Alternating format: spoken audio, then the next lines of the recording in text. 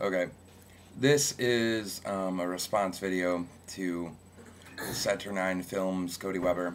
He did a Talking Roadheads video, and he just talked about a lot of stuff, basically stuff in his life. But he made one point which I wanted to comment on, which was the fact that he doesn't even like to call himself an atheist anymore. Which I can understand where he's coming from. He said that he used to think it was a badge of honor and that it was a scary thing for him to be an atheist, and that's what the appeal was. I think that if that's the appeal of atheism, maybe atheism isn't what you it is, maybe it isn't for you. What I'm saying here is Cody is in a small town, and it's very taboo to be an atheist there, and where it is a lot. I live in kind of a small town, and it is taboo, but I think you should start calling yourself an atheist when you actually believe it. Maybe he does, but I don't think the appeal in atheism is in its inherent going against the status quo. It's not. He's viewing it like it's punk rock. Punk is scary. It's against authority, and that's the appeal. It's not that. It's a logical conclusion that you can come to. And he said something about being obsessed with Richard Dawkins, and Richard Dawkins made atheism. He kind of dumbed it down a little bit and made it more acceptable, which I agree with. But I don't think that conflicts with its validity. I think it's still a completely valid conclusion to come to. Cody said that atheism doesn't define who he is. He calls himself an atheist, but that doesn't define who he is, so why should he call himself an atheist? Well, I could call myself a musician, but it doesn't define who I am. I'm not just a musician, and he's not just an atheist. I'm not just an atheist.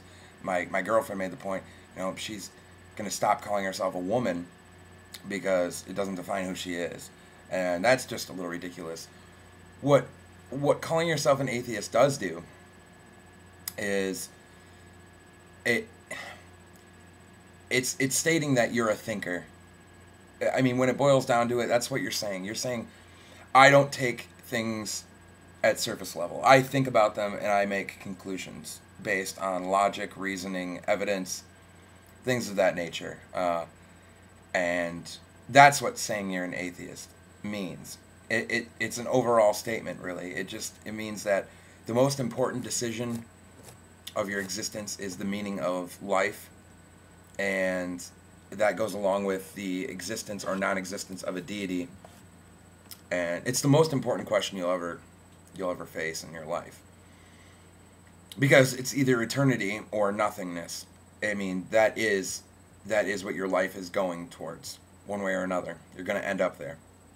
So you have to give some weight to that that title. It does carry weight, and it does partially define who you are. It doesn't define everything about you, but it does define a lot. It says a lot about character, and that's just how I feel about it. I mean, you hear about people who they drink and party a lot, before they're 21, and then once they hit 21, there's no appeal in it because it's legal. It's okay to do. It's not scary and taboo and against authority anymore. And that's kind of what it seemed like when Cody said what he said about calling himself an atheist. That it was just cool because it was scary. And I think a lot of the little young atheists do it for the same reason. I think they, you see these kids who just want to rebel against their parents, and their parents might be Christians and stuff, and they just want to rebel in every way they can, so they call themselves an atheist.